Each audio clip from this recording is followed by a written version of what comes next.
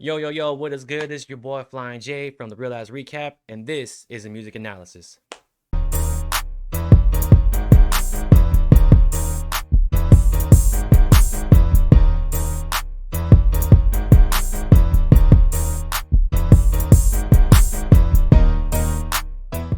Yo, what is good? This is another episode of the Real Ass Recap with your boy PJ and DJP back again. But today we're doing a music analysis, and man, I can't believe, man, there's been some good music drops lately. We got the Tyler Chromacopia, yeah, and then we got some like surprise albums that are gonna come out with Mac Miller. But they did a trailer for that one today. I saw they did a trailer for it. They finally did a trailer? They did. Yeah, okay. So it's coming. If you haven't seen the trailer, check it out. But people at kind of Vlognon got a little snippet of it. Yeah. But the Friday that passed, Kendrick Lamar, K. Dot, Kung Fu Kenny, he dropped. Gnx. And with that being said, we dropped the horns. Gnx. And if you don't know what Gnx is, yeah, I didn't know at first until I finally saw it. I was like, yeah, until I actually looked it up and I guess if you look at the Kendrick Lamar album cover art, yeah, it's basically him leaning on what's called a Gnx. That car is actually nice. That car's fresh, bro. No, but like growing up, which is crazy, bro. Like growing up, LA type of thing. It's an LA car. Like I remember, like growing up, like my friend JJ, his uncle had a Gnx. Yeah. And it was like the car to have back in the day. You know what I mean? Before Fast and Furious hit. It looked like that was the car you had back in like high school. All the like seniors had whatever. Yeah, man. But so that album came out definitely unexpected. I mean, obviously Super Bowl's coming up, but yeah, I think he's moved past that Drake stuff at this point. I think it's gotten back to normal. But we're gonna break down certain songs and albums. Yeah. There's definitely some standouts. Yep. Songs like Peekaboo, Heart Part 6, TV Off, what's like that. TV Off, Heart Part 6. We'll go through all that stuff. But we'll go through song by song. Overall, though, before we even get into it, what did you think about the entire album before we get into song for song? So I'll give you my little quick synopsis, and then we'll give our ratings at the end of it. Okay. Like we usually do. Yeah. So, personally, I'm glad it came out. Yeah. Overall, when I heard it, it's a West Coast For real. West Coast, like Wild West type stuff. Like, which is cool. Not only that it was a West Coast style, he was able to bring West Coast artists. And not only in the African community. Shout out to my Latinos. He even brought out the Mexicans into the songs, bro, which is awesome, bro. Like Lefty Gunplay and Peso.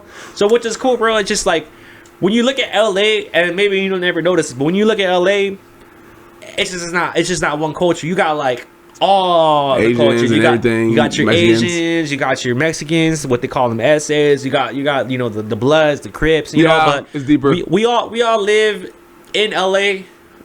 Whether people want to believe it or not, in underground unison. And I say underground unison is that like we all have our pockets. You have Little Korea, like Little Mexico, like even if you want to break it down like that. So LA has its pockets of different cultures that, when you look at LA, it all comes together. I look at LA as a true melting pot of America. Damn. Florida got that too in Miami, but all right. So I do agree with you on that with the whole thing when you said, because I mean, I feel like since that Not Like Us thing, I feel like he's I think he's really repping LA now. Yeah, I would say one thing so far, I would say his album.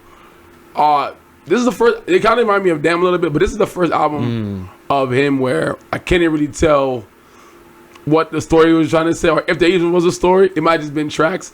So some people call it more like maybe like a little mixtape album or a little EP. I don't know. I don't know, but this is the first album he's had that doesn't have any real direction to it. Yeah. Yeah. So, but anyway, let's go into it, dog. That very first song, I thought that was a big statement. He was on there. I believe what that song was called. So we'll get into it right now. First song, Whacked Out Murals. So hard, boy. The song comes out right away. Like it starts out with the build off. So it has like its gospel choir in the beginning, like a movie, and then it has like its progression, and then it builds up tension, and then it finally bursts. But the whole essence of this song, I guess, his mural in LA got vandalized. Oh, I didn't. Okay. So that's why the essence of the song called Whacked Out Murals. Making sense now. Okay. So when that happened, I was just like, like besides the art and everything, bro, like for a mural to get vandalized, like the effort and time that it takes to make a mural, like a beautiful mural, like Kendrick Lamar mural, besides all this beef that happened, I was like, that kind of sucks, man. Like, for someone to put the the blood, sweat, and tears into something like a mural that's like a big image and inside like something like memorable. So that happened, but it sounded crazy. It sounded crazy, but this beat and on this song is very minimalistic. Okay. And it grabs your attention, and like the beat progresses, and once it like explodes, you just like, oh, okay, I'm here for it. Yeah. But the song is basically about how Kendrick reflects on his the external pressures and his position. Yeah, in the hip hop realm. Yeah, I let you say that because I felt. Yeah, because that song, I was getting like the current state of where he at. So, right, when he mentioned like the part with the whole like Lil Wayne and the Super Bowl thing, I was like, damn, like I think you said it last time. I think he went into being like a villain, bro. Can I ask you a question? Like, how do you feel like he approached the Lil Wayne thing? Is he approaching it as like I feel bad, or is he approaching like F you, Lil Wayne, you didn't show no flowers to me? Like, I'm glad you said it. I feel like he's just being real. It's like, bro, I worked. It's money. Like, well, I'm not saying money, but it's like, dude, I wanted to be here just as bad as you wanted to be here. Yeah. I finally earned my way to be here. Right. What do you want me to do? Give over my opportunity so that you can have it? Yeah. You know what I'm saying? And they asked it for me. That wasn't you. So I don't know. And I mean, that's not nowadays. I'll say I feel like Kendrick's caught between a rock and a hard place. Is like the black community. We want Wayne because we all grew up with Lil Wayne Hot Boys. We want it, but it's not family friendly though. But Kendrick, you make music that everybody likes. Listen to, You know what I'm saying? So it's palatable for everyone. There you go. But then also, I feel like he was also stuck where it's like, okay, bro, like you're not even happy for me either. So he's stuck in between a rock and a hard place, saying Nas was the only one that showed him any type of love, and nobody else really did. So I was kind of very surprised to be like, damn, you beat Drake on this one situation, but it seemed like beating Drake hurt you more. Yeah, the long run. And like, it's crazy when like J. Cole said it best. You know when you're doing something right when your icons hate you. Damn, ain't it funny how those stuff come to light? Right? Yeah, no, because like it's like Nas had a beef with like J. Cole, and J. Cole looked up to him, and like for Kendrick to look up and acknowledge the fact that Lil Wayne is a legend. Yeah. It's just like you like you said, you're stuck in a hard place, bro. Like, either you want to be like the best, and you're gonna have to hurt you like people you look up to. You know what I mean? That's like, how you said it. When you be the best, it come at a cost, bro. It come at a cost. Yeah. But let's go into the next song. Squabble. Squabble. That's the one we were. Woo! If you don't remember Squabble, which I'm sure you do, that was the song in the beginning of the Not Like Us video. The Not Like Us music video. Yup. I think what's funny, bro. I don't even think he meant to make that whole song. You don't think so? Maybe he did. You think people like requested it so much? I think it was such a request. I gotta do something now. Yeah. But that's the one everybody knows. The freaking reincarnated. Oh, I'm stargazing. No, Life that goes on. I need all my babies. I think that song was platinum all over Instagram, TikTok. I like that. I like that you said that because that's for sure a club banger. DJ Ejo probably. She probably playing that under the set, bro. But the reason I like this song is like it has like such a chaotic energy. It grips your attention right away. Like, just like, what is... Ooh, okay. I feel like the minute he says the reincarnated, like, you waiting for that. You're waiting for the drop. You're waiting for the drop. Yeah, I agree. But it has the reason why is just like, we waited for this drop to happen so long. When it finally dropped, I personally loved it. Because my personal thing is just like, my mom, she loves disco. Okay. So I already sampled it from that. He sampled Debbie Zev When I Hear Music. When I Hear Music. The beat is sampled for like the whole beat is a Debbie Zev. I didn't know that. So when I heard that, I was like, bro, he brought it back. That's a classic sample, bro. You know what I mean? I wonder what do these producers think about? Like, what made you go find that beat with his hip hop? But really think about it. These producers, like, their parents were probably listening to something. They're all like, I remember this. I could make a beat out of this. Yeah, you know what I mean? I like that. So it's got a hypnotic vocal sample from Debbie Deb, and it has this 80 like beach vibe, like bop to it. You know what I mean? So I like the fact he didn't. I thought he was dropped the ball. I was like, I was like, please don't drop the ball, because the beginning is so hard. You built up the beginning so big. So he did it. Said that one. Like I said, that song was already highly anticipated. We got it. He delivered on that one. Yes, he did. But all right. Next song, Luther. I like this one. This is, I know this, bro, with me, bro, when it comes to Kendrick, I always like... You wearing the jacket that you would wear for Luther songs. No, straight up, bro. I got you. I always like I'm going to just use like BJ, for example. Like, like my homeboy BJ.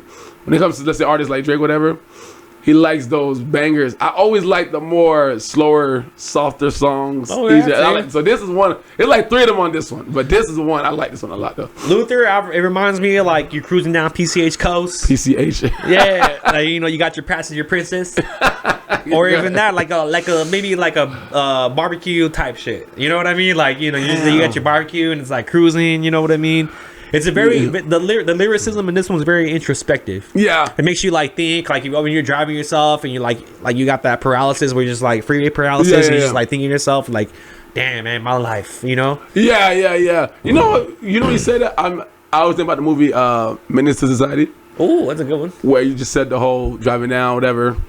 I remember there's scenes where like, you know, people, I guess that's some type of LA thing where people go like to the park and like barbecue and they like party. So yeah, damn, you know, think about it. This album did kind of, that's the feel I got with a couple of these songs. I'm like, damn man, this album got the LA thing down packed for real. If you never lived in LA, this song like represents a good like example of like what LA culture is like from like beginning to end. I see that. So the thing is like with like the cherry on top of this song is SZA's ad-libs to like Kendrick Lamar's vocal like lyricism in this one. Yeah, she gives like a I'm gonna use a big word, ethereal. Big words. Ethereal.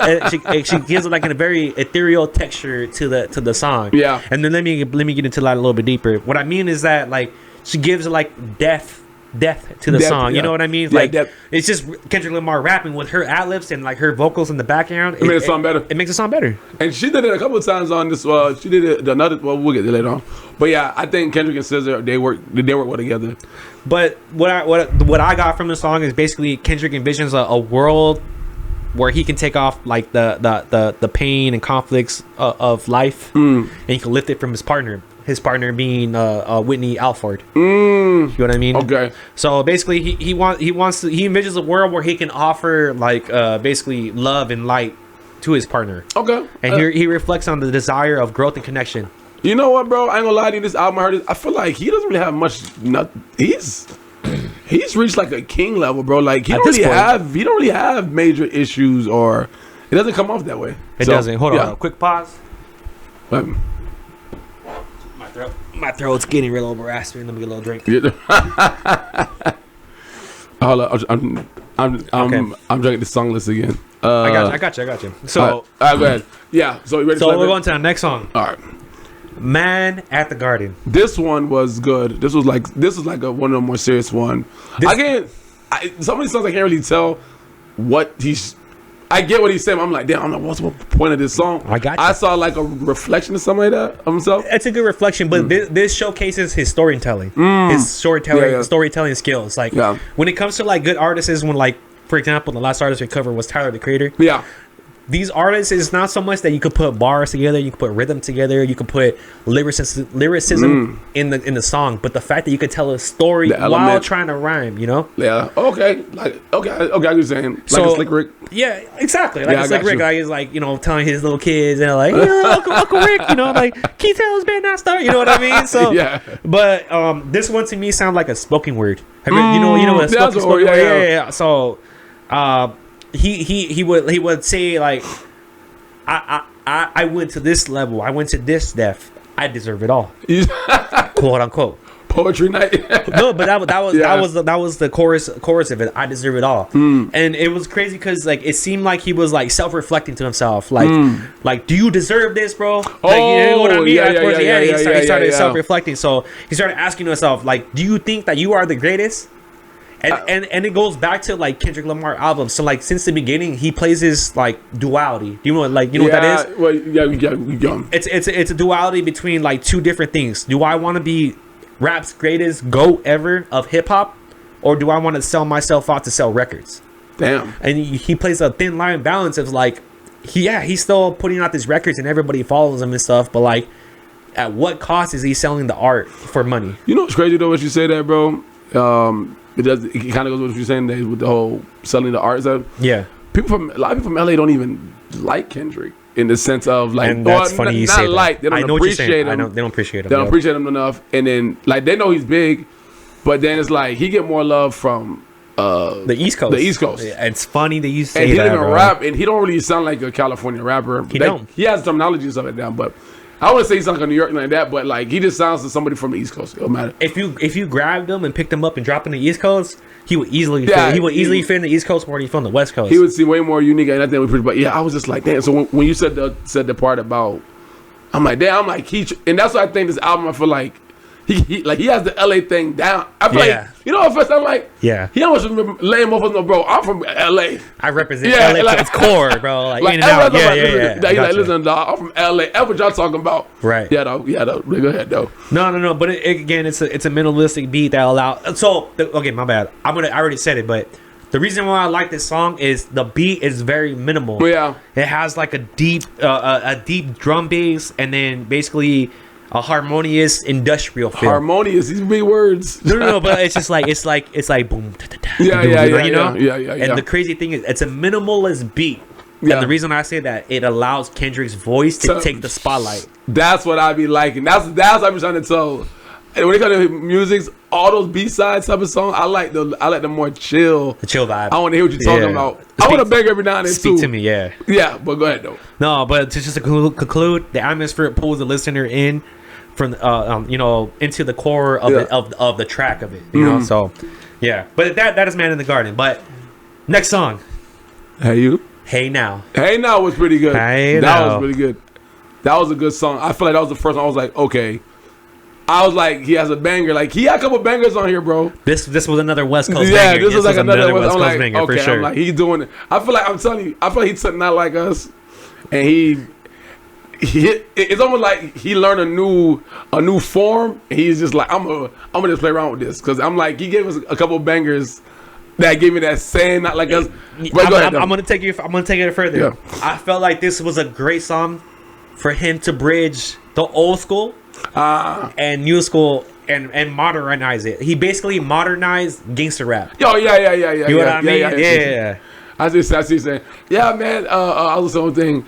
I felt like it was like an early 2000s club banger. Yeah. And there was some song. I don't remember this one. We was rapping. I'm like, you sound like you in the like early, like just like I'm like, this flow is not even California flow. Yeah. It's like at least sound when it was like Cash Money Millionaires. It sounds like a bear. Yeah. Hikey stuff. Yeah. I got you. Yeah. But keynote in this one, it was featuring a West Coast artist by the name of Dottie 6. See, I don't be knowing these people like that. Yeah, I don't know these people either. But the fact that he was able to put these people on, and he used a feature that I did like that he didn't really minus Scissor. He didn't really use any famous people, yo.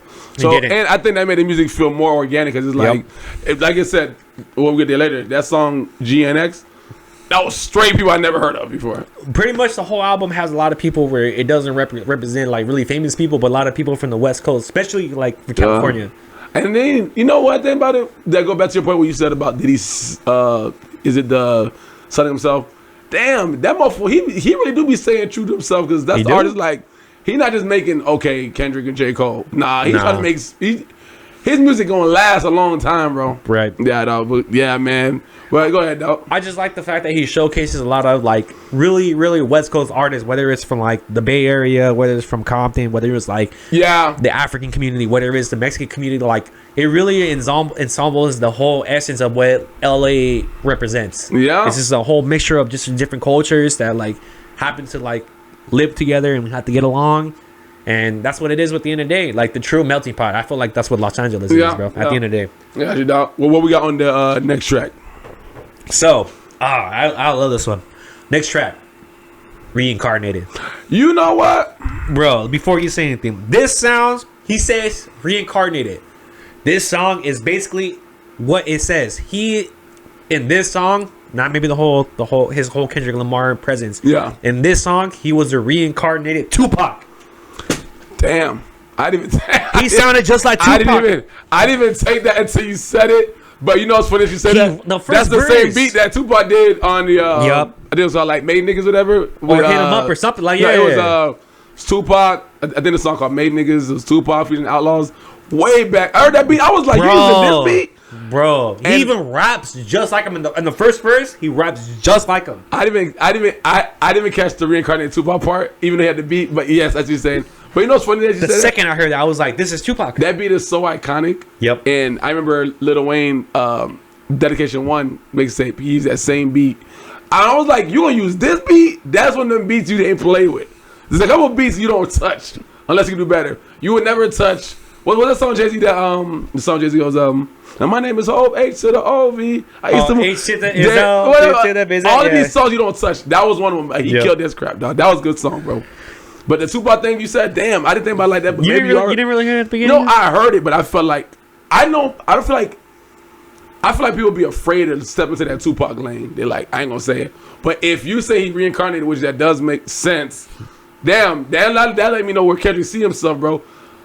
Go ahead. This is Tupac all the way down from the lyrics, the beat alone, the lyrics, the cadence, the flow, and the beat alone. It's the same beat. This shit reminds me of Tupac. But basically, this song he taps back into duality. Basically, do I make bangers to sell tracks and make money, or do I keep hip hop alive? I think this whole album was pretty much like that, bro. It was just pretty much, yeah. Because I think the next song is what I think is my favorite one. We'll get there. Okay, that next one, that's my favorite. No. But Reincarnated, to just conclude, is basically about him like self-redemption. You know, you just as you can tell, Reincarnated. He's reincarnated. There was a song back in the day, and if the real Kendrick Lamar fans know what's up, it's called what was it? Come now, Soul Brother number 2. I'm the one from sun up to sundown. Keep your guns down. I don't know that one. I don't know that. What was it? It was basically, but Kendrick Lamar's verse, and he said, Pac told me fuck the world. I'm about to come now. I don't know that one. I don't know if that you know one. what, put in the comments if you know what I mean. It's an old school song. Kendrick Lamar, Absol. A Black Hippie Days. Oh, it's called Turn Me Up Now. There you go. See, I know that one. Turn Me Up Now. Anyways, but he in that song even said, Pac told me fuck the world. I'm about to come now. He does a lot of references in the song, basically, and to Tupac. And I will never forget this quote. He said, I want to become the biggest influence. If not, I want to inspire the mind that would. Okay, I got you. You know what I mean? That's not the word for word, but basically what it is. I get but that. Reincarnated, check it out. Next song. Hey, that it. Your hands sticky? Go ahead. Mustard! I think that's a short right there. This song. Is this Peekaboo? Which one is this one? TV off. Turn the TV off. Turn the TV off. This is clearly the best song. Woo! I think this is gonna be the biggest song on that album. I did want to say something because I think this is just like this is like another Not Like Us to me. It's a very simple beat. It's the same 2 bars of the beat that repeats itself. Yeah, Mustard. Yeah, dum. Yeah, that's it. Yep, dumb. But I'm gonna say something, bro. I appreciate Kendrick. It's not reviving Mustard, but like shedding a light on that man because Mustard dropped the album after the Drake beef. Yep. I think he sold like 8,000 units, and it was like, damn, did he fall off? And I feel like Kendrick and Mustard are like tied into each other now. Like, they represent Compton. No, I know, but I feel like now it's like because remember I told you sometimes whenever like people make beats, they just send beats to the artist. And Mustard even said they're not like us. He didn't even know Kendrick was gonna even use it. He just sent it to him. Yep. That man said he woke up in the morning and he was like, "Yo, Kendrick used your beat." So it was just crazy, bro, for me to just like, damn, like this man brought Mustard back. Like that Mustard stock went up again. I'm telling you, Mustard stock is back up. But hey, Kendrick and Mustard so far, they fire, bro. They should do like a whole album together, bro. I think they should do a whole Kendrick Mustard like a Kenny and Mustard beat. Yeah. But basically, the theme of this song is basically authenticity, accountability, and self-resilience. Yeah, that's what I got from it. Yeah. Yeah. But I love this song. It starts off pretty good, and then has a modulation, and then Kendrick Lamar goes Super Saiyan. He's good at just, like. This is kind of unfair. Kendrick can say anything on a song, bro, and make it hot, bro. Is that a shot or is that a compliment? It's a compliment. All right. No, the fact that you yell Mustard is like, I get it. Everybody's doing it online. Mustard. I'm like, okay. It's pretty funny. I've seen memes of someone eating hot dogs, and then they're like, okay. They're like, do you need anything else? And he's like, mustard. You want to know what's funny? McDonald's honey mustard. Yeah. They did the honey mustard. That was fucking hilarious. No, go ahead. And they shouted out. But that's that TV off song. Next song, Dodger Blue. This is the best one. This is the best song. This song reminds me of the first song, the initial hearing of it. It reminded me of. Do you remember Zapp and Rogers? That's the group, yeah. No, they remember it. More bounce. To the house. It remind me of that kind of vibe, that old like Zapp and Rogers, old school like throwback music, like you're in your lowrider, listening to this song, you know.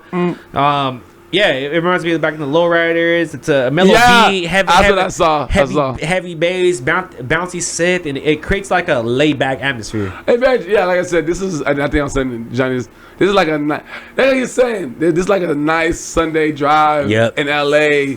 And you know, say top down, and you know, say it's sun shining. This song is good. I think this is the best one. Your girl's hair frolicking in the wind, but the whole like essence of the song, it's a testament to the experiences of LA.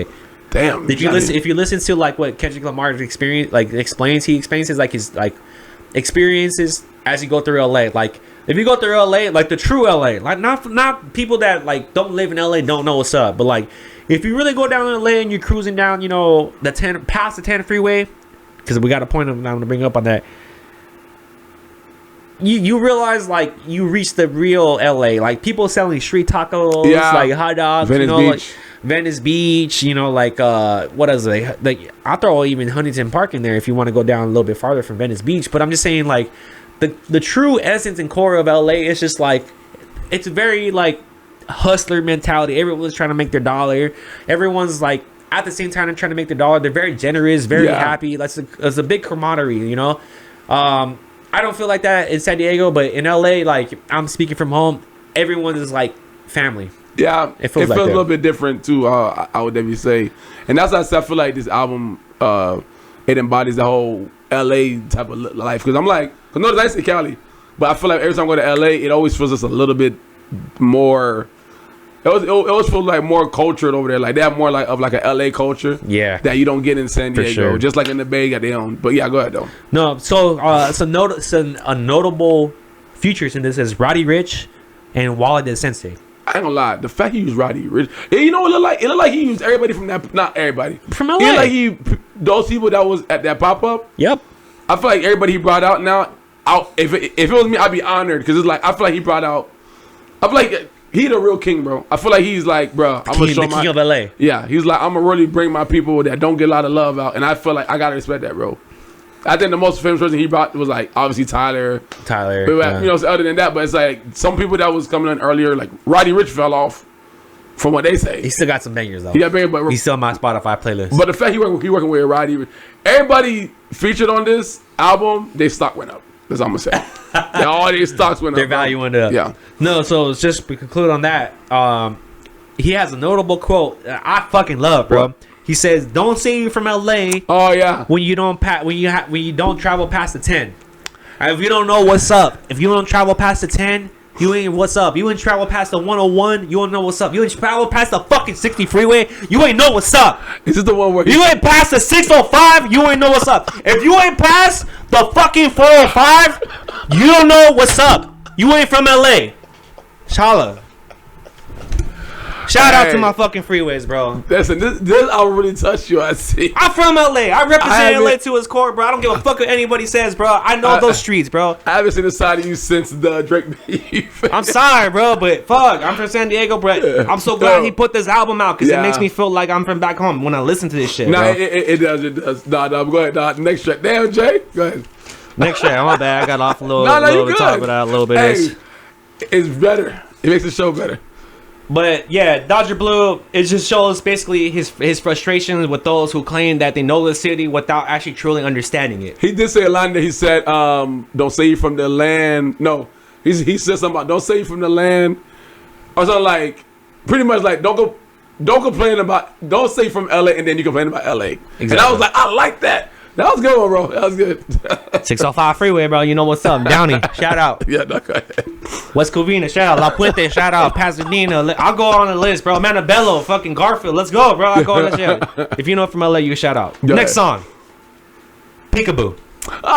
This is Peekaboo. This is another. See, he didn't really have no bad songs on it. It's like, you go ahead with this one.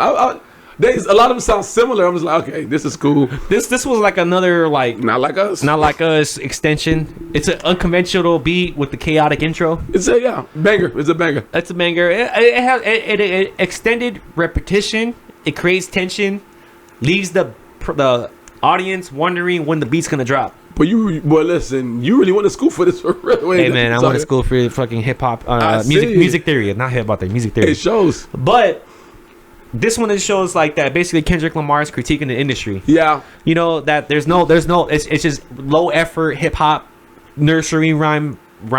What is it called?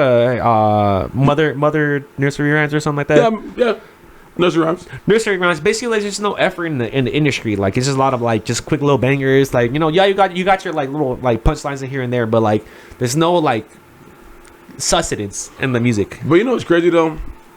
Remember Tyler was pretty much saying the same thing with the Chromacopia. It's crazy how like when artists get to a certain point and they look back, they're like, man, like music is just whack. And it's crazy that labels are still looking for these quick acts. And it is like I said, it's like you said, what happens to the creativity, bro? Like you're gonna go find an artist that got a big TikTok like an Ice Spice. Ice Spice fell off. And she can't even sustain past an album no more. How long can you twerk your ass? Literally. So now I'm saying, but it's crazy that the GOATs are telling these labels like, yo, like, where's the talent? Or even us as people. And everybody wants to sound like the next person. So I don't know, bro. But this form of hip hop that Kendrick's doing, obviously Tyler, this is what I miss, bro. Go ahead, though. No, but this one's it has a notable feature by, and forgive me if I say this wrong, but it's as Chike. Yeah, Azchike, Chike. But the what you should take away from this one is basically Kendrick's frustration with like superficiality. Yeah, you know, and his notable quote, and I love the quote that he says, "Peekaboo, I just put them boogers in my chain." You know what I mean? You know what? Damn, I didn't even catch that. You remember when he did the song "Swimming Pools" and he had on like all the nice clothes, and then I think he changed our. He said something about I'm not gonna wear nothing. I'm not wearing no more designer. Nike Cortez. Yes, that was the. Was that the freestyle? That was a control beat. Okay, that right. And it's funny how now, even him saying that is like no artist would really be that authentic. So to say I put what he said. He's all like, I'm not wearing no more designers. I'm wearing Nike jerseys and Nike Cortezes. But what did he say there? You said I just put what in my chain? Oh, he says, "Peekaboo, I just put some boogers in my chain." Even if that's a metaphor, no other rapper would really be that authentic to say that. But it's the authenticity that he's saying that like he's frustrated with the superficiality of like people that like. I'm not shouting shame to them, but like Migos that like they spend like they're showing their chains, money, designer, and everything. They got the Versace shirts and shit like that. Like it just shows like he's more about the culture and the music and like the essence of like the true art of music, hip hop. You know what I mean? And that goes into the next song, Heart Part 6. Boy, this is right though. Yeah, I'll say this is like the most. This is like the most meaningful song because. Let me first say this. I appreciate one thing he did. I felt like Drake tried to, because he go back to ruin it. I feel like Drake tried to ruin the whole He tried to pull a Young Thug with Lil Wayne with the barter six, the barter pretty 5. much like you know that. What I mean? It's like you try to do the Heart Part 6 to kind of disrupt. Yes, disrupt on my thing. Where most artists would be like, I'm not doing that no more. But the fact Kendrick like, no, nigga, I'm gonna still do my own Heart Part 6. And honestly, the Heart Part 6 Drake did, it was good. I like that at the time. Mediocre. But this Kendrick was this one I like too. And I'm gonna say one part. Go. There's a part this song to me is about him taking accountability on certain things. One part he mentioned about. Wait, before you go into it. Okay, go ahead. I'm gonna say I want to build up because I know what you're going to do. I got 3 pages on it. I got 3 pages. So I just want to build up to the song. So the song for sure. He shows love and loyalty to the homies and the people that helped him get to his place. Yeah, you know what I'm saying? So basically, when it comes to the Heart Part 6, it's the latest installment of an ongoing series. They're all hard. This series has been started from 2010 with the Heart Part 1. I remember. So the fact that he kept it going through each album to this day is amazing. It's hard. But with that being said, go ahead. Okay, I like what you said. So I did like that. He's obviously showing love to everybody to help him get where he at. But I did like there was a part where this is why I said the communication part. He was saying that it's his fault, or he's taking accountability about Black Hippie about Black Hippie not starting because overall his communication started to die out, you know. And I feel like Kendrick was just being like, "Listen, that's my fault, bro. Like I should have called accountability. Accountability." So I was like, "Damn, I'm like this motherfucker."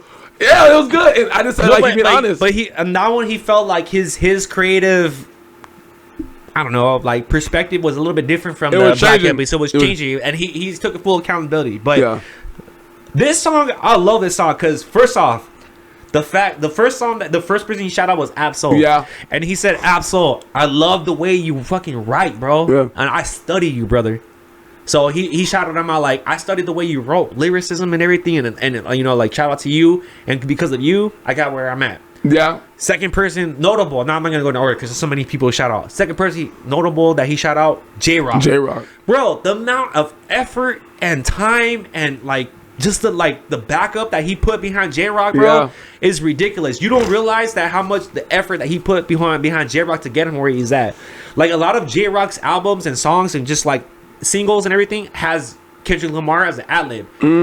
He put so much effort on his homie J-Rock to get him up to where he's at, bro. It just shows that like he has a lot of love for his homies, bro. Yeah. And that he's like, I don't care about me. He's very selfless to the fact that I want to get the whole crew up. Yeah, like I'm straight. I'm good forever. The whole basically. And then another one he shouts out is basically a Punch. I don't know. Okay. Punch is the president of TD, and like he has like a notable quote. Basically, he's like, Punch played as Phil Jackson in my early practices. Yeah, like this guy paved the way, and this guy, and maybe I'm wrong, but Kendrick Lamar will not be Kendrick Lamar without Punch.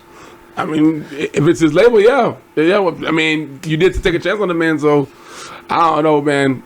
Yeah, like I said, I feel like that just was the biggest. That was like for me, that was like one of the bigger songs on that one as well. So that's one of my other favorites, dog. For sure. Then I don't know, I don't got much, but this is I like when he gets into these not lyrical, but these like very deep, long-winded, no chorus needed type of things. But go ahead, dog, because I think the next one is what, Gnx? Yeah. So next song. This song is hard. Gnx. Gnx is like the embodiment of what this album is like trying to like portray. And the reason why I say that is basically it pushes the boundaries of traditional rap. Okay. If you listen to that, because basically it has like a very glitchy beat. Yeah, it's like very like especially on the second verse. I was like, what the hell is this beat doing? Yeah, it's very jagged, unpredictable. It has an unpleasant feeling. I like what Absol said before. The beat is creepy. The beat is creepy. Yeah. Creepy. But the people that and it's not Absol, but by the way, the people that feature in this is Mexican rappers. By the way, see, Peso hit a J3. It's not a rap. It's not a Mexican, but shout out to him. And then Young Threat. He shot a lot of LA artists in this one, and basically with this song, it sounds like the boss level of like Super Mario. It gives a very dystopia feeling to it. No, it's just like how we've been saying. I thought this song was hard, even after, because it's like Kendrick rap, obviously, and then when everybody else would rap, I was actually more interested in like everybody else a little bit, like their style, right? And that's what I feel like. He's like giving people, that was 3 different styles on that mother. 3 different people, like completely different styles. But then I just feel like that was like a song where Kendrick's like, look, I'm gonna just put y'all on. Like I'm gonna do my little verse real quick. Y'all got it. And what have you got? You bring it to the table. I'm telling you, that boy is a giver. Hey, no. Like that's the big thing with this album. He was able to showcase what like California West Coast rap is really supposed to represent. Yeah. So shout out to Peso, head of J3 and Young Thread on this song, bro. They killed it on this one. And the last one. Next song, the final track, Gloria. I don't know about this one. I don't know. So before I even get to this one, so in one day in Dodger baseball, there was this one lady by the name of, and if I get it wrong, correct me, but her name was Deidre Banderas. Deidre Banderas sang a song in tribute to Vicente Fernandez. Vicente Fernandez is the guy that represented Mexican culture. He's an old school singer, and he embodies what Mexican culture is singing. You know, if you put this song, your tios and tios are going to be fucking singing this song. Yeah. But the fact that he was able to put her in this song as a feature in there, it's amazing. Like this guy, not only that he's African, he's able to embody what LA culture in like represents. You have your Latinos, you have your African, the Latin culture, you have your Asians, you know, like whatever you represent, we're just like a melting pot of just like delicious flavors that you put together. And when you take a taste of that soup, you really get a taste of what LA represents, bro. That was a beautiful quote. You know what I'm saying? But with this one, it's the last track. It's a perfect conclusion to, you know, a very intense and complicated project. Yeah. You know, this project took you up and down, like the way the beats, which is left and right. You had your like very like sentimental like songs, your very introspective songs. You had your very abrasive beats that came, like right in your face. But this one was a very perfect conclusion. The representation of this song is basically the duality of intoxicating love, how love can be intoxicating, also how love can be destructive. No. And he talks to his partner. This one, he shouts out to. He doesn't really directly shout out to her, but you can kind of like allude to the fact that he's trying to like rap about Whitney Alford, his girl. And it sounds like a reflection, you know, his bond with his partner, possibly about, you know, like I said, the destructive, suffocating yet uplifting feeling of love. Yeah. And not to put the cherry on top, SZA is on this one. And SZA basically, she I don't even know how to show. She basically proves to everyone that when she collaborates with Kendrick, it's going to be a compelling collaboration. Bro. Yeah. I think they got some. I think they got good. They have like their little Shaq and Kobe stuff going on right now. Jordan and Scottie Pippen. They can't miss. I'm gonna say my LeBron overall, and fucking Wade. I was saying my overall with his album. I guess I'm gonna give it my rating, and then I'm gonna. Okay. I'm gonna give his album a. Now I'm gonna say why I said nothing's perfect. Fine. I'm scared. His album. I'm gonna give his album a 8.5. But I could take that. I could take that. Now the issue I have with it is that repetitive. That too, but Kendrick has gotten to a point, bro, where I feel like he hit a ceiling, bro, and it's like he keeps meeting it every time. Yeah. I'm like, damn, I don't see you getting any better than this, bro. Like you at the top, like you set the bar. How far higher can you set the bar? Like, and that's when I heard. I was like, and I'm glad that we did it today because it was like, all right, let me let the hype die down a little bit. But honestly, the hype to me, I was like, oh, I saw people still hyped about it. It's like it's good. I was like, damn. So I think just as great as Kendrick is, it doesn't hurt him, but it's like, I don't know. You can't really impress me all the way no more. Like, unless he does like a terrible album, I'm gonna be like, damn, Kendrick fell off. But I don't think Kendrick will ever fall off, bro. If you're into mature rap, hip hop, because I do a lot of the young kids, they might like the hype. They don't like the art of the album. Right. So yeah, but go ahead, bro. That's 8.5. Nah, that's a solid score, bro. Because I was gonna give it an 8. An 8 out of 10. And the only thing is just like, I love what the album represents. I like how it accentuates LA culture to its core.